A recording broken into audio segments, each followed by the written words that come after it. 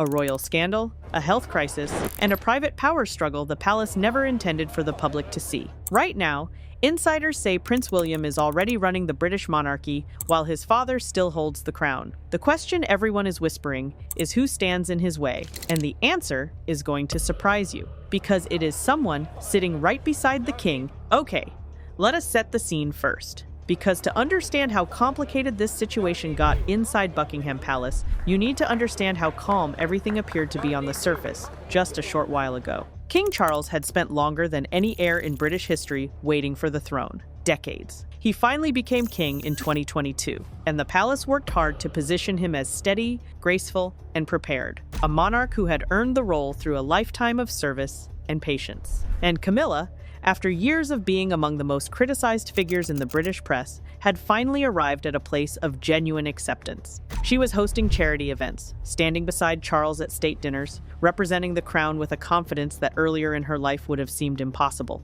Royal commentators said she had grown into the role beautifully. And then there was William and Kate. Poised, popular, the monarchy's obvious future. Polls consistently showed them as the most beloved members of the royal family by a wide margin. Young enough to feel modern, polished enough to represent tradition. From the outside, they were the picture of a smooth generational handoff already in motion. Everything looked like a well-managed transition, moving exactly as planned. That was the story everyone believed going into 2026. But this story does not start with the explosion. It starts with something much quieter, a pattern of private warnings the palace did not want to take seriously. For years, according to multiple royal insiders, Prince William had been raising serious concerns about unresolved issues surrounding Prince Andrew. He reportedly believed those issues represented a credibility threat the monarchy was choosing to ignore rather than address. And here is what makes it interesting. At the time, those warnings went largely unheeded. The late Queen Elizabeth was reportedly reluctant to take strong action against her son. Charles was caught between family loyalty and public pressure. The situation drifted. William kept pushing quietly, through the right channels, insisting that protecting the institution had to come before protecting any individual. He said it the way things are said inside the palace, carefully. Through the proper people, nobody fully listened. That changed on February 19th, 2026, when Prince Andrew was taken into police custody in connection with a wide-ranging investigation. Every major British outlet had it within hours. Social media moved fast. Cameras gathered outside the palace gates, and the royal family found itself staring down a reputational crisis unlike anything it had faced in a very long time. What happened inside Buckingham Palace in the hours that followed is where this gets truly interesting. While the public waited for King Charles to issue some kind of formal response, it was apparently Prince William who began coordinating the royal reaction almost immediately. Royal commentators who follow the palace closely started noticing something they had not quite seen before. William was not simply offering support from the side. He was reportedly directing conversations with senior advisors, consulting legal teams, and helping shape the official messaging about how the institution would respond. One palace source, quoted by major British news outlets, described him as someone who had been quietly preparing for exactly this kind of scenario for years. Those private warnings he had been raising, they carried a plan behind them. Now, here is where the health piece of this story becomes important. King Charles, who was 77 years old in 2025, had been managing a cancer diagnosis since early 2024. The palace confirmed the diagnosis publicly, but never disclosed the specific type. Treatment continued behind the scenes while Charles kept up his official schedule and projected calm to the outside world. Managing a serious illness alongside the daily pressures of the monarchy and now a major family scandal placed enormous weight on the king. And that weight opened a door that might otherwise have stayed closed considerably longer. In 2025, Charles made a decision that royal historians immediately noted. He granted William and Princess Kate the authority to issue royal warrants, a privilege that reigning monarchs typically hold very close to themselves. On the surface, it sounded like routine administrative business. Inside palace circles, it read as something more significant. Monarchs rarely share that kind of symbolic authority, unless a transition is being quietly prepared, even if no public announcement is anywhere near the horizon. By early 2026, that signal was looking more and more like a preview. And to understand why William moved so quickly and confidently once the Andrew situation exploded, you need to understand what he has actually been building toward for years.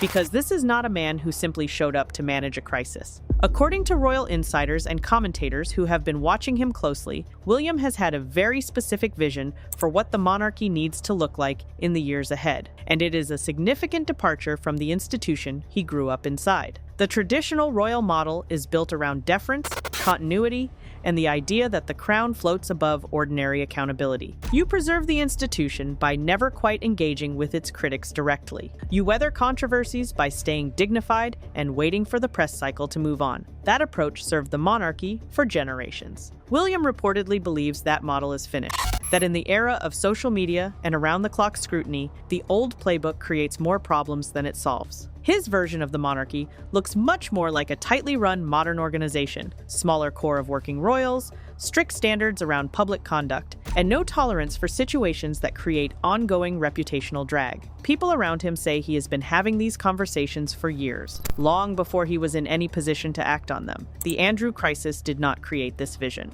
It just gave William the opening to start implementing it in real time. If you are finding this as intriguing as I am, hit subscribe. I cover royal drama, celebrity news, and all the behind-the-scenes stories every single week. You do not want to miss what comes next. By March of 2026, the atmosphere inside the palace had reportedly shifted from quiet internal disagreement to something much harder to contain. And this is where the story takes a turn. Nobody in the royal press corps fully anticipated. Nobody was paying close attention to Camilla's friendship with Sarah Ferguson when this crisis started. But that relationship turned out to be the fault line nobody saw. She and Sarah, the former wife of Prince Andrew, go back decades, long before either of them was firmly embedded in royal life. It is the kind of friendship built on shared experience, on knowing what it actually feels like to be an outsider trying to find your footing inside a famously closed institution. Both had been through the tabloid treatment. Both had been judged publicly and harshly. That kind of shared history creates bonds that do not dissolve easily. William's modernization plan reportedly left no room for that kind of loyalty.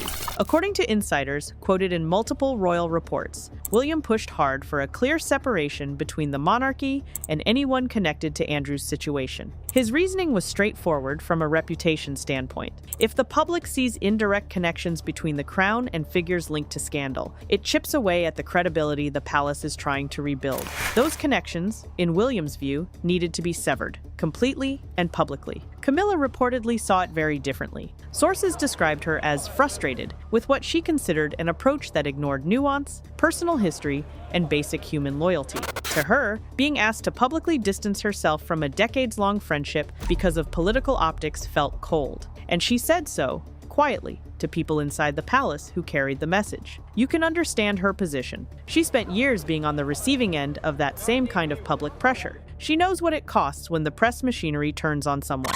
Watching those forces point towards someone she truly cared about had to hit differently for her. The part that even her most sympathetic supporters found difficult to explain away came next. While this internal disagreement was building, Camilla also made a public move that her team almost certainly intended as a positive signal. In February 2026, she held a high-profile meeting with a prominent European advocate for those affected by misconduct cases. The visit was designed to show the royal family stood on the right side of these conversations, compassionate and clear about where it stood. The reaction online was not what anyone planned for. Within hours, social media filled with pointed commentary about what many observers described as a contradiction. Critics noted that publicly championing those affected, while simultaneously maintaining personal friendships with figures connected to the same controversy, created a confusing message. Whether that characterization was entirely fair or not, it spread fast. Comment sections across major platforms lit up. What was meant to be a moment that helped the palace ended up creating a second wave of criticism to manage. Insiders say that moment landed hard in internal palace discussions. It reportedly handed William exactly the evidence he needed to press his case more forcefully with the senior team around the king. I mean, think about that for a second. The very gesture meant to help ended up making his argument for him. The Kate piece of this story is the one that kept catching people off guard. Because while William was shaping the crisis strategy, Princess Kate had quietly taken on a role that very few people in the press had caught onto yet. From the outside, Kate's presence during the scandal looked like what royal partners typically do in difficult moments. She appeared beside William at carefully chosen public engagements, composed, reassuring, projecting exactly the kind of stability the palace desperately needed. Beautiful photos of the couple standing united circulated across every major outlet. But according to palace insiders, that was only the surface. Behind the scenes, Kate was reportedly working directly with senior advisors, legal consultants, and communications teams to shape the response strategy. She was involved in reviewing public statements, helping structure messaging, and making sure William's plan was landing consistently. This was not ceremonial support. It was active strategic participation at a level few outsiders realized. Every time Kate stepped into those conversations, it reportedly created a dynamic that made Queen Camilla increasingly uncomfortable. Palace staff familiar with the situation put it plainly. The Queen Consort traditionally holds enormous influence inside palace decision-making. She is the monarch's closest partner. But during the crisis, observers inside the household began noticing that William and Kate, not Charles and Camilla, appeared to be driving the key strategic calls. Photos from official events reinforced that impression publicly, and behind closed doors, sources say, Camilla began expressing frustration that the younger couple's growing visibility was making it appear as though she and the king had lost their grip on the situation entirely. You would think someone would have flagged this earlier and found a way to smooth it over. Nobody did, at least not before the tension reached a level that became very difficult to manage quietly. What makes this dynamic so interesting is how much Camilla and Kate actually have in common, even if they would never describe it that way. Both women entered the royal family as outsiders, in different eras and under very different circumstances. Each had been through the tabloid treatment. Each had been judged publicly and harshly. But where Camilla built her, standing largely through patience and staying in her lane, Kate built hers through strategic visibility and careful management of her public role. Two very different approaches to the same challenge. And inside a palace already under pressure, having both of those approaches in the same room during a crisis was always going to create friction. According to insiders, that friction became noticeable enough that palace staff could feel the shift in the atmosphere during certain meetings. The dynamic between the two women, never openly hostile but also never entirely warm, reportedly became a quiet but persistent undercurrent running through every major discussion about how the crisis should be handled. King Charles, for his part, reportedly defended both William and Kate whenever these concerns reached him. Insiders say the king made it clear he viewed their involvement as a genuine effort to stabilize a difficult moment. But that quiet support only deepened the fault line between the two camps inside the palace walls. That is when things reportedly went from cold to direct. According to several insider reports published in the weeks following Andrew's detainment, Prince William delivered a personal message to Queen Camilla about her continued friendship with Sarah Ferguson. The future king reportedly made it clear that maintaining visible ties to anyone in Andrew's circle was no longer compatible with the palace's effort to rebuild public trust. He was placing a choice in front of her, and from the accounts that emerged, nobody dressed it up. Think about how unusual that moment is in the context of royal protocol. The heir to the throne directly addressing the reigning queen consort about her personal relationships? That is not how things typically unfold inside this institution. Disagreements traditionally move through layers of intermediaries, through private secretaries, and carefully worded notes, not direct conversations. If the reports are accurate, this represented a real departure from how the palace usually handles internal friction.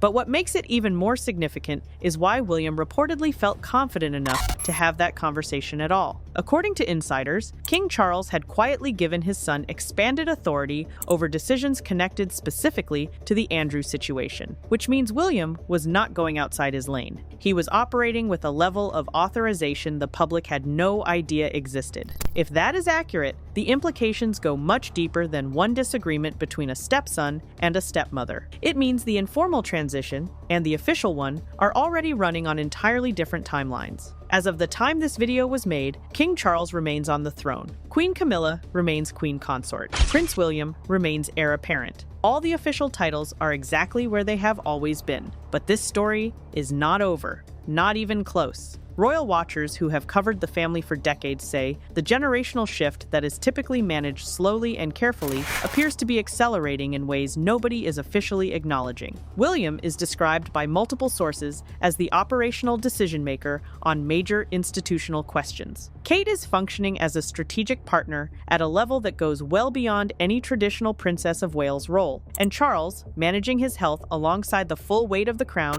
appears to have made a deliberate choice to allow this transition to move faster than any public statement would suggest. Camilla's position inside all of this is perhaps the most complicated of anyone's. She spent years fighting for credibility inside an institution that was slow to accept her. She knows better than nearly anyone what it costs to be positioned on the wrong side of the palace's machinery.